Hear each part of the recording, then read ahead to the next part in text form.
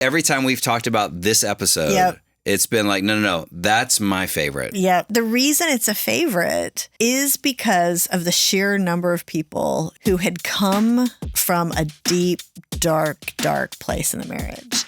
And when they were explaining, this is what would make them tear up. Really? This is when the couple would start crying. This is what changed everything.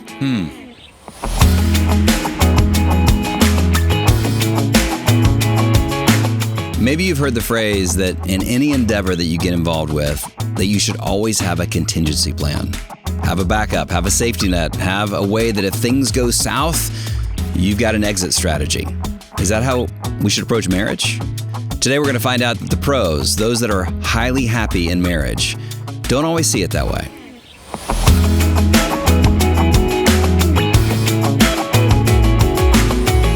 What's been really cool about this season is you're kind of blowing some conventional wisdom categories. I love it. It seems like all these phrases that we've always had, like, hey, no, you don't go to bed mad. Well, we blew that one up. And then you don't keep score, you don't keep records or anything like that. Was like, well, no, actually happy couples do keep a record of rights. They just do it differently. They just do it a little bit differently. So it's been so fun to see how many of those have worked out. And I think about the last one we did, which was probably one of my favorites, just about how we talked about the tongue having the power of life and death. And it's like this idea that really matches biblically that, couples aren't brutally honest with each other that are highly happy. They don't tell it like it is. They don't tell it like it is. And so that's been so refreshing to me. And I hope couples are walking away from each one of these with some very practical things that they can help them do that mind shift, but not just do a perspective shift. It's like, okay, now how can I start acting more kindly towards my spouse, more generously towards my spouse? So I've had a lot of favorites, but every time we've talked about this episode, it's been like, no, that's my favorite. Yep. So tell us a little bit about this secret. So, and I like all of them, obviously. It's like your children. Like you can't pick your favorite one, right? But we all have a favorite. Let's just be honest. But this is one of the ones that the reason it's a favorite is because of the sheer number of people who were in the highly happy marriages who had come from a deep, dark place in the marriage. And when they were explaining certain things, this is what would make them tear up. Really? This is when the couple would start crying. This is when, this is what changed everything. And so I think that's the reason it's my favorite, is because I have seen both in person and in the statistics just how incredibly important it is, especially if you're in a bit of a shaky place. Okay. So let me just explain this secret, if you don't mind. I'm just going to jump in, you know. One of the things that we heard a lot in, just all of our research over the years, not just on this topic, but we often would hear in marriage, a husband or a wife, often by themselves, like talking to them by themselves, say something like, well, and of course, we have a shared bank account, but I have a bank account on the side because, my dad always told me, like this might be a woman saying this, my dad always told me, you've got to have the little bank account on the side in case he flakes out on you. So, have a contingency. Got to have a contingency plan. And, it's just wise is what I heard over and over and over. Or, a guy might say, and this is, a bit stereotypical, but it's true. Like a guy might say, I always had my buddies say, make sure that, don't let her take you over, man. Don't let her, you have the right. Keep going to the gym every night or keep hanging out with those friends, even though maybe they don't treat her very well, but they're my buddies from high school. So we're going to go get together and, do this stuff, whether she likes it or not, because I'm doing me. You got to kind of maintain your identity. You got to maintain you, and so protect you. And that's it. That was what we realized, is that all of those things are things that we are doing in some way to protect ourselves. We all have versions of this, maybe not that big, but we all have some version where there's a risk when you open yourself up to somebody. And so there's a tendency to, whatever your thing is, I'm going to do something to protect myself just a little bit emotionally. Okay. Whatever that looks like. But here's the other thing we learned, those things that we do to quote unquote protect ourselves. And just to be clear, some things could be having your own, like I'm going to have my own bank account. I'm going to have my own, maintain my own friends over here. I'm going to, I'm gonna, I changed the password on my phone and I'm not gonna, tell my spouse so that they can, just in case, right? Like there's just this little bit of holding back. I'm not gonna give all of me to I'm not somebody. gonna give all of me because that's a risk. What happens if they ruin my heart? What happens if they empty my bank account and leave? What happens if they cheat on me? What happens? Okay. All those are, real concerns. And probably born, as you said, out of maybe some pain even. Out of some pain and legitimate pain. You watch your dad leave your mom and hello, that is going to leave a scar. And you may think it makes perfect sense to keep a bank account on the side, right? So, but here's the issue is we're doing these things, whatever they are, to protect ourselves. But those things create a wall. And they build a wall between us in some way. And they build that using the bank account example. Your spouse is looking at you going, why do you need a bank account on the side? Like, is there something I don't know? And then on their side, well, maybe they're, thinking of leaving. So now I need a bank account on the side. Right. And so whatever those things are, they create that wall. And what that does is it creates a lack of trust. Okay. And that lack of trust causes the very thing that you are trying to protect yourself from. Wow. So it becomes a self-fulfilling prophecy It almost. becomes a self-fulfilling prophecy. And what we saw with the highly happy couples, unlike everybody else who was much more inclined to have these either little or big ways of protecting ourselves, whatever it was, the highly happy couples didn't do that. The highly happy couples, they were all in. And they opened everything up and they risked everything. And that vulnerability creates a much, much more likely ecosystem for oneness, for true oneness, the way the Bible talks about marriage. And that then helps create the happy marriage that you want. Yeah. Right? So as opposed to the thing you're doing to try to protect yourself that actually causes the problem. So you think you're protecting yourself from pain and hurt, but what you end up doing is actually protecting yourself from happiness. Kind of. Great way of putting it. Yeah, you like that? Wow, like a little spin on that? That's something like Bruce might say, something like that. He's that quick.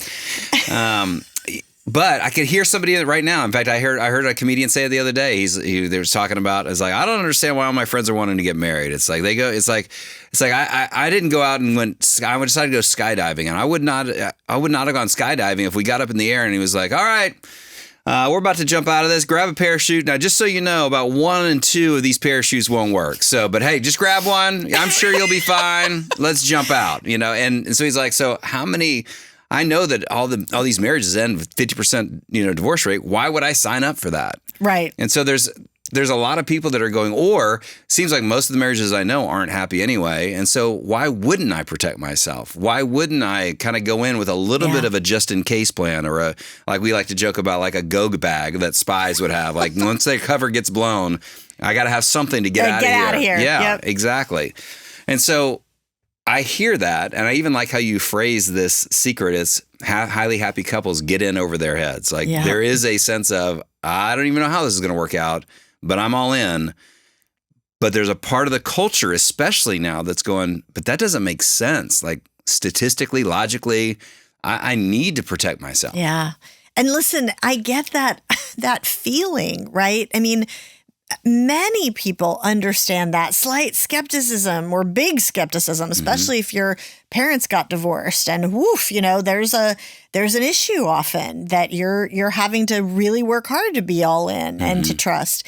Let me just at least give you a little bit of encouragement. So one of the projects that I have done that I love talking about this was a number of years ago.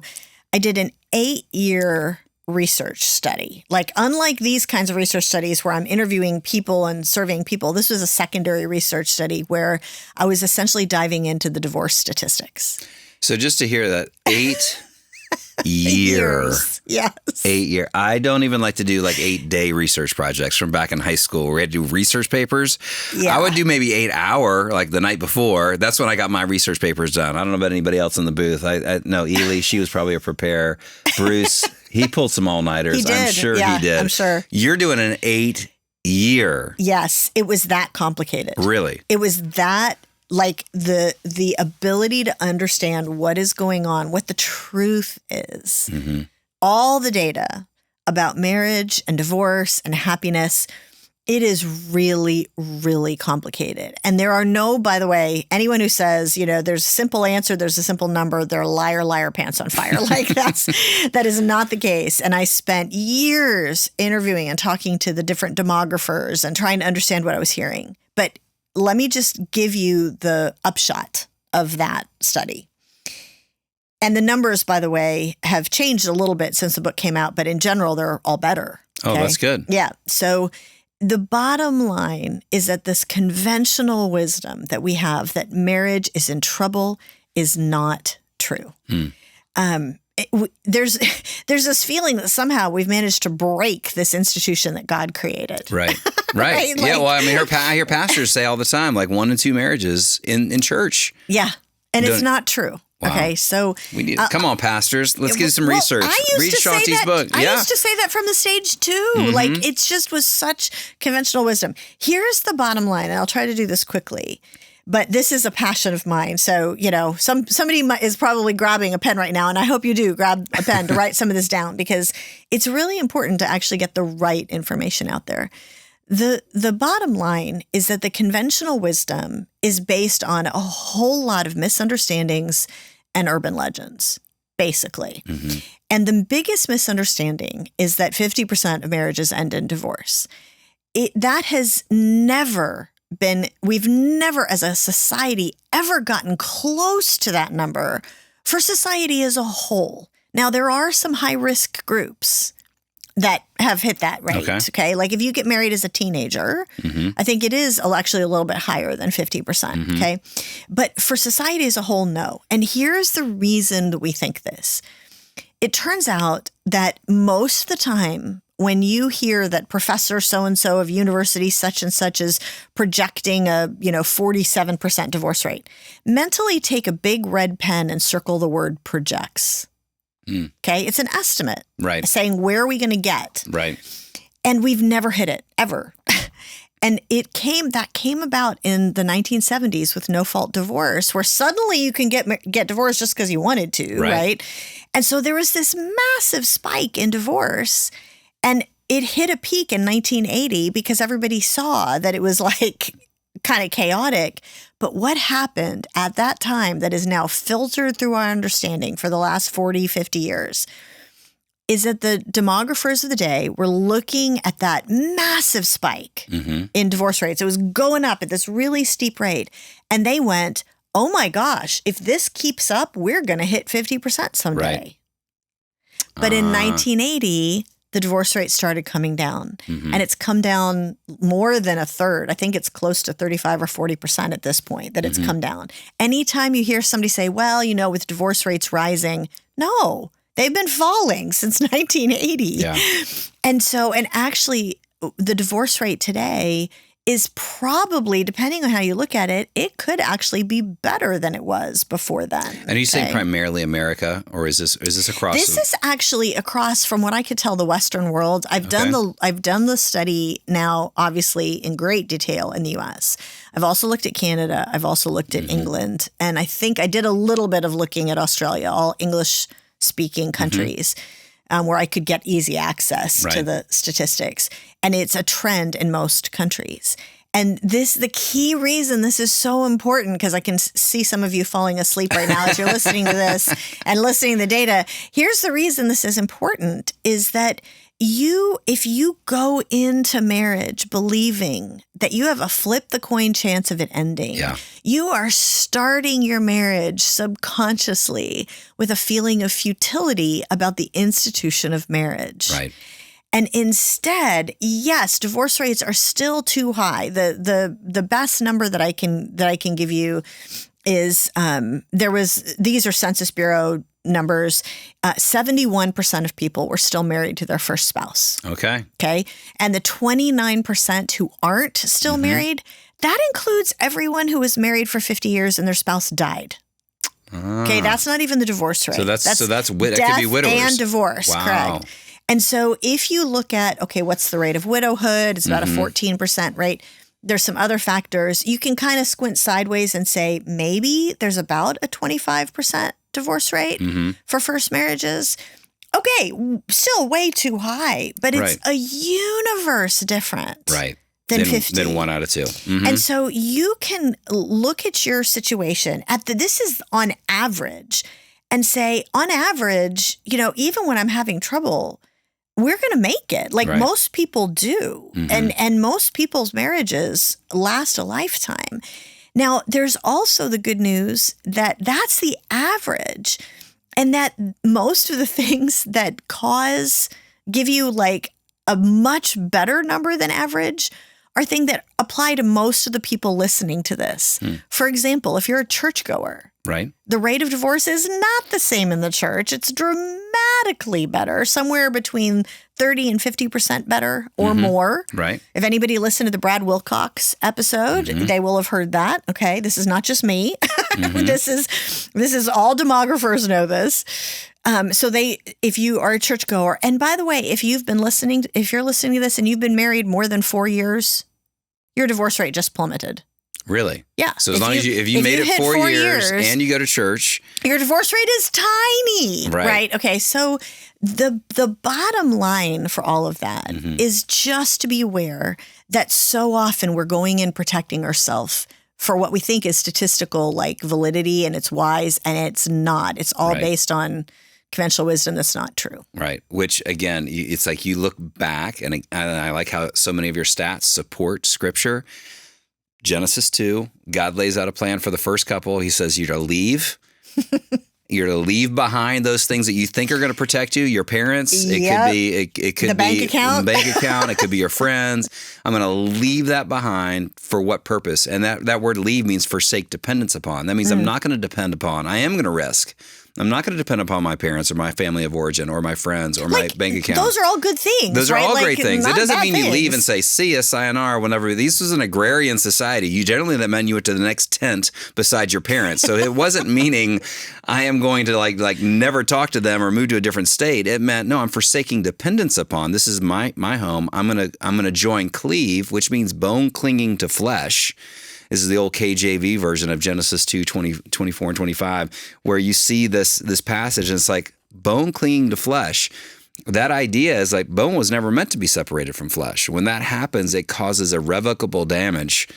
And that's why in Malachi, Jesus says, I hate divorce, not because he hates divorced people. He hates divorce because he hates the ramifications of what happens with that. Yeah. And he knows what it does to fracture and hurt, families and communities and society. So he's like, no, leave behind, cleave, and develop this covenant. And what you're saying is, what I hear you saying is, guys, it's worth the risk. Yes. Like statistically, we can even see that it's worth the risk. Even if I'm just being cold, hard math, right, it's worth the risk. Yeah. Right. And the good news, though, the thing that we really have to kind of recognize and be okay with is that when you're all in, it is much more likely, and you take that risk, it's much more likely that you are going to be happy in your marriage, right? Statistically, that's what this study found. But we also have to say, okay, let's acknowledge it is a risk, right? There are some people who will flake out on their spouse.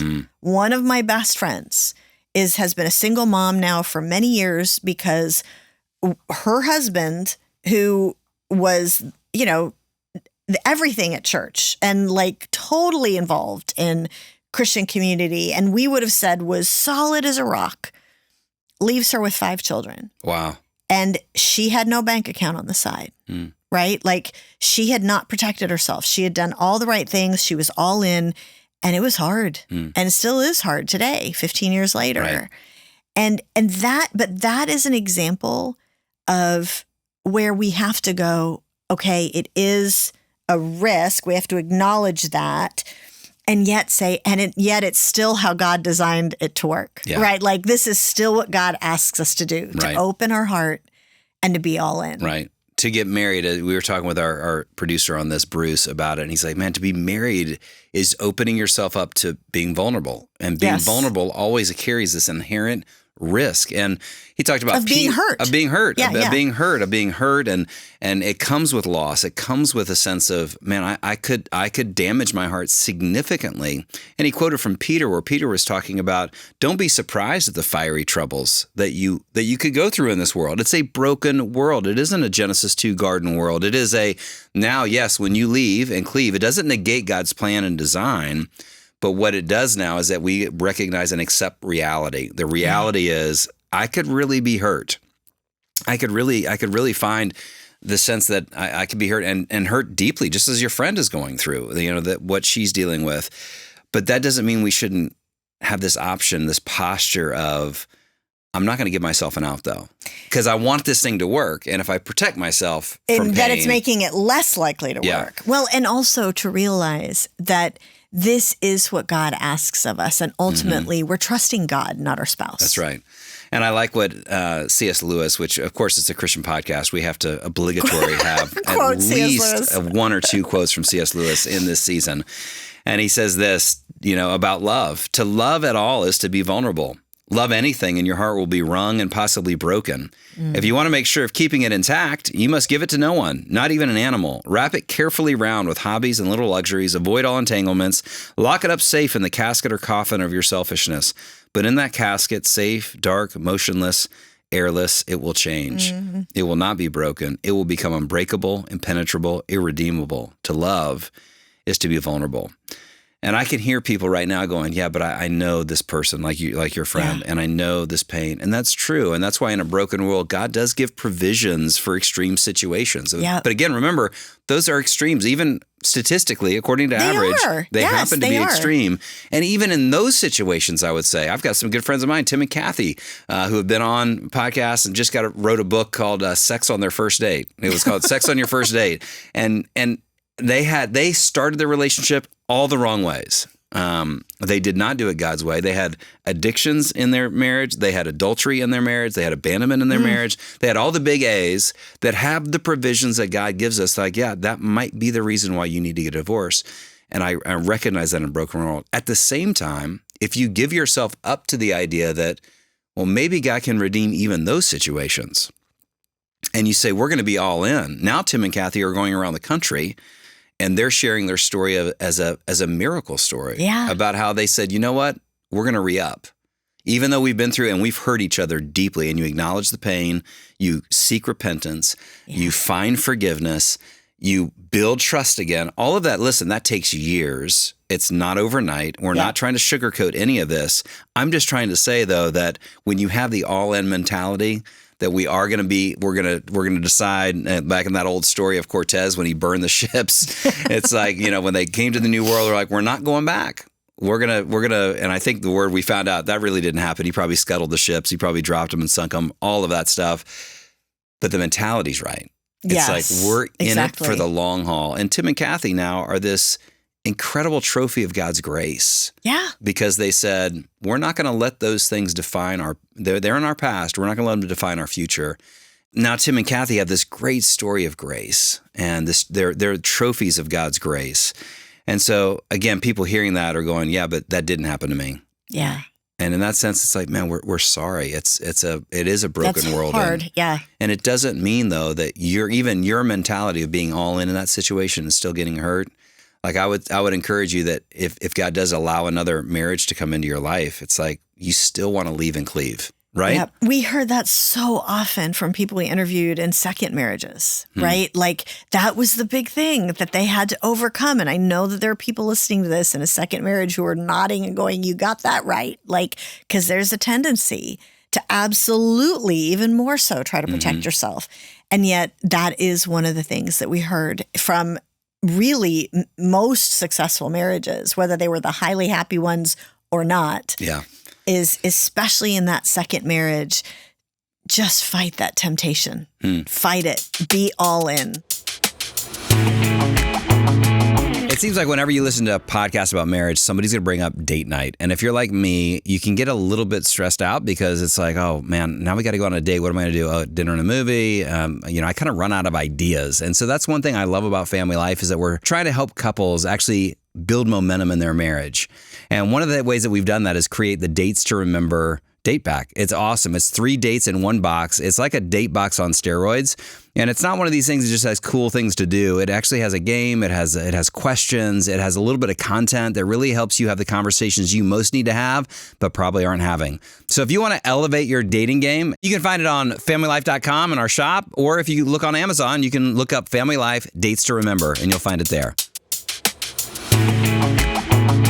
If you haven't had that mentality of all in, there's some listening that have, and I would say celebrate that. As we've talked about in this, the process of change is find the things you're already doing right, and maybe this secret you're listening to it going, man, I love that we're all in, and so it's like so tonight, go out on a date and celebrate that and say, hey, we heard the secret, we're doing right. But there's might be some that are going, okay, I have been protecting myself a little bit. I have been emotionally guarded. I might have been financially guarded. I might be finding ways where I'm not trusting my spouse. How can we, in a real practical way, Shaunti, go all in then? What does that look like? Does that just mean, okay, I'm in, I'm signing up? Like, what do we do? So I think that there's several things that will help us be all in. The first is you have to assume, like mentally, it's a mental shift, like so many things. You have to assume that as you're going, that a happy marriage is not just possible, but it's actually likely. Okay. So I think I might have told this story before, but there's a young woman who I know who probably 22, 23 years old, and I've known her a long time, watched her grow up. And we were talking about marriage, and I said, someday she's very independent, not a churchgoer, very kind of career oriented. And I said, someday do you want to get married and have kids? And she said, oh, no. Well, maybe kids at some point, but no, marriage, no. And when I was asking why, it was all the things like, well, there's a 50% divorce rate, and why would I bother? And why would I open myself up to that? That's just ridiculous. And marriage is old fashioned, and the whole thing. And then I said, okay, let me ask you a question. If I could somehow assure you, which like no one could ever do this, but let's just say magically, the proverbial wave the magic wand, right? If I could just assure you that you would live your whole life with this one husband who cared for you and loved you, you cared for and loved him, and it wasn't perfect, but you were happy together, and you built one another up and you were companions for the rest of your lives, would you want to be married? And she looked at me like I was nuts and said, well, of course. And it was like this longing, but I'm holding myself back from it because it's never going to be filled.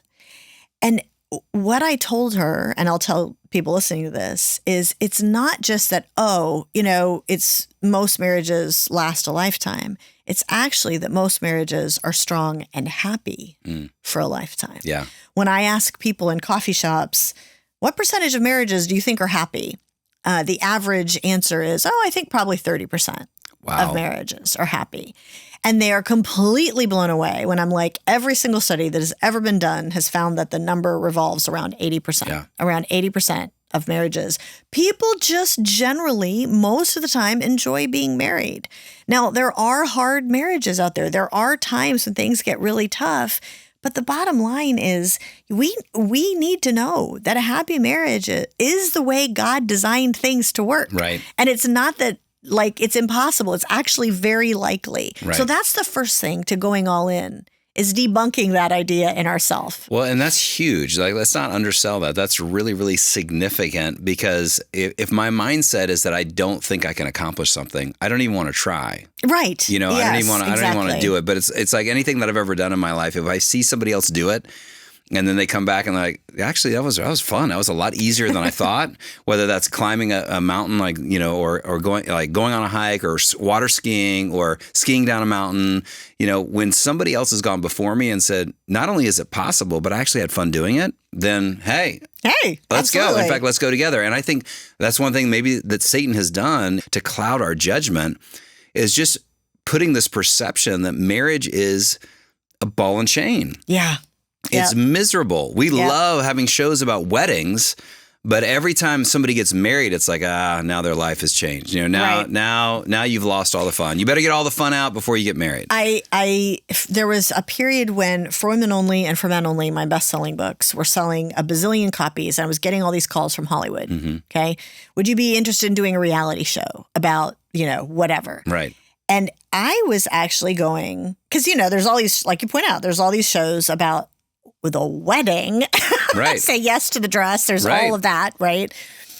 And I was like, ooh, it would be great to do something about, marriage and, people who are, good news stories. Like, I thought that would be awesome. And no. We need like Marriage 911.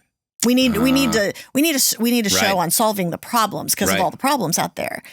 And it's like, okay, okay, fine, but dang, like we're missing out. Nobody wanted a show about the good news stories. Yeah. Right. Yeah. And it's because we need to know that that's possible. Yeah. Okay. So we need to go to number 2. Yeah. Okay. So that was the first one. Just again, I want to make sure we punctuate it. Assume that it's not only possible, but it's likely. A happy marriage is not only possible, but it's likely. Yes. I love that. That's like, it's fun and it's great. Let's do it. So what's the second one? So the second one is, from now on, from the moment that you hear this podcast on, you will never, ever, ever, ever use the D word. Like ever? Ever. Okay. Okay. It doesn't feel like exist. We're singing a Taylor Swift song. Just in a different, exactly. A different way to say it. There is no eject button. Right? This is not even an option. And this is where I get emotional, because when I said at the beginning, the reason this is one of my favorite topics is because I watched people getting emotional when they explained this to me. And the people that I was the most touched, I was truly the most touched and inspired by, were people in the study group who were highly happy couples today, but had come from a really, really, really dark and struggling place. I think actually in their own marriage. And I think 1 or 2 of them had actually been divorced and got remarried to each other. It's been a few years, so I can't remember if it's 1 or 2 or 3, but there was a number of them that they were part of the study group. And when I asked them, what got you from the deepest place you could imagine, the darkest place, to being a happy, not just happy, highly happy couple today, this was it. Really? It was this sense of, oh my gosh, we are saying there is no trapdoor. There is no eject button. There is no D word. It's just not even an option. Yeah. There's no exit strategy. There's no escape hatch. Whatever the analogy. We heard the analogies, right. Many analogies. Can I have an eject button where I actually press it and my spouse ejects? We heard that too a few times. Yes, exactly. It's attributed to Billy Graham's wife. I've never considered divorce. Murder, maybe. Never divorce, right? Yes, I have heard that. But that's the reason why I think this is so, so important, is that one thing out of all 12 of the topics that are in the book, and the 13th that we're going to talk about, our little bonus episode coming up, of all of them, this was what they attributed that to. The actual saving of a marriage, rescuing of a marriage starts there. That's good. Okay. So we're going to take the D word out. We're going to assume that a happy marriage is not only possible, but it's actually likely. Yep. What about this third thing that we could do to take this little step and move towards being all in? So the third is hearkening back to the very, very first secret of believing the best. The third is I am going to choose to believe that my spouse is there for me and isn't going to leave. Yeah. Okay. So I'm not going to keep my options open.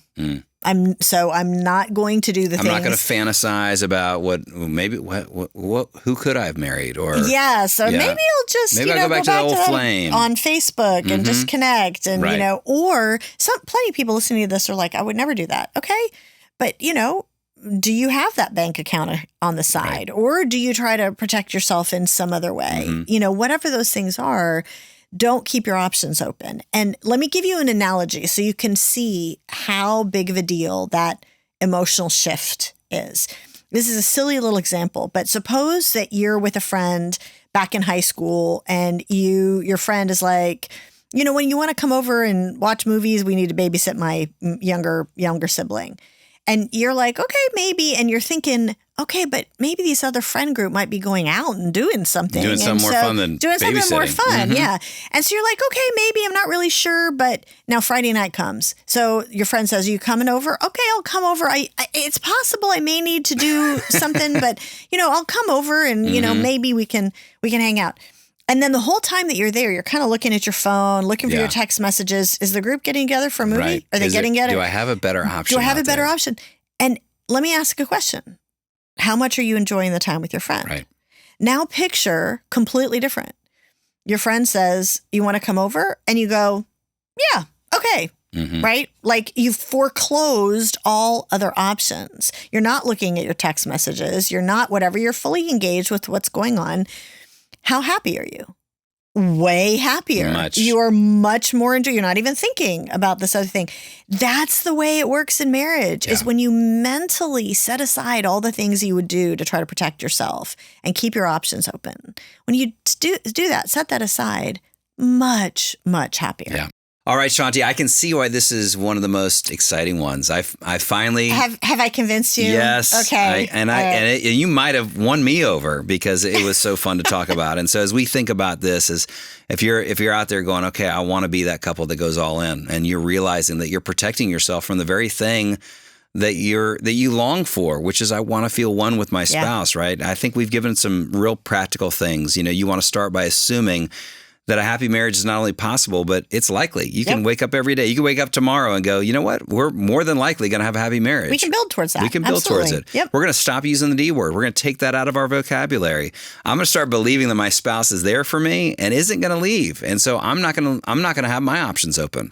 Right. I'm going to choose to, as what God says in Genesis 2, I'm going to choose to leave behind, forsake dependence upon those other things, whether it's financial, whether it's relational, emotional, whatever it might be.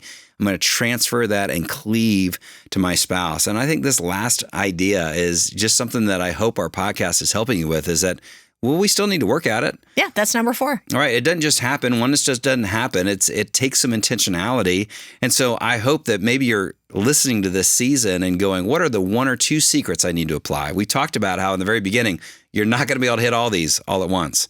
And so you pick one. Maybe it's you decide that, we're going to go to bed mad, but we're going to wake up the next day and do it differently. Or we're going to boss our feelings around. We're not going to let them boss us around. Yeah. Or maybe this is for you. This is the one where you say, that perspective change needed to happen. I've been holding back. I have not been vulnerable with my spouse.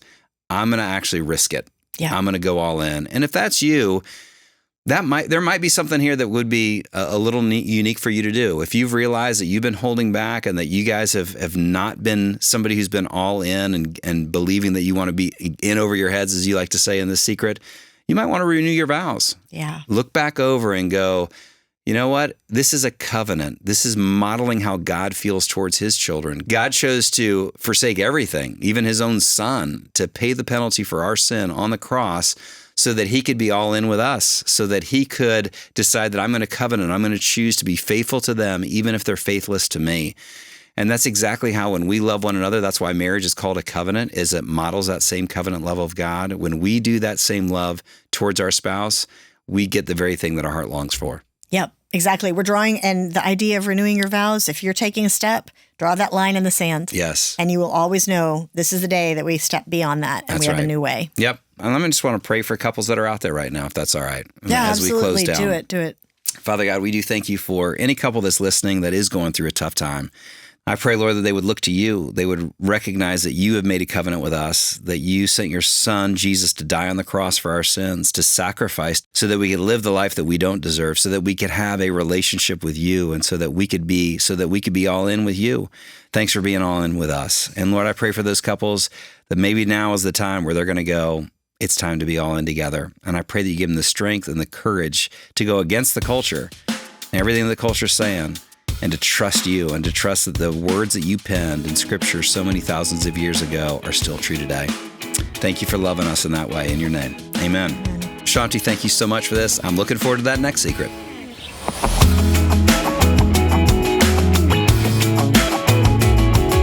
Thanks for joining us for this episode. If you enjoy this podcast, please hit like or subscribe. And please leave a review or a comment. It just helps get the word out to more couples so that they could find hope for their own marriage. And listen, if you haven't picked up Shaunti's book that we're talking about all this season long, The Surprising Secrets of Highly Happy Marriages, you're going to want to get that and maybe grab one to give away, because that's really what we're about here at Family Life. We want to help you experience oneness so that you could impact your corner of the world. And listen, we've got a lot more help and hope for your marriage and family at FamilyLife.com. You can find other articles, you can find podcasts, you can find shows, small group resources. You'll want to check that out at FamilyLife.com.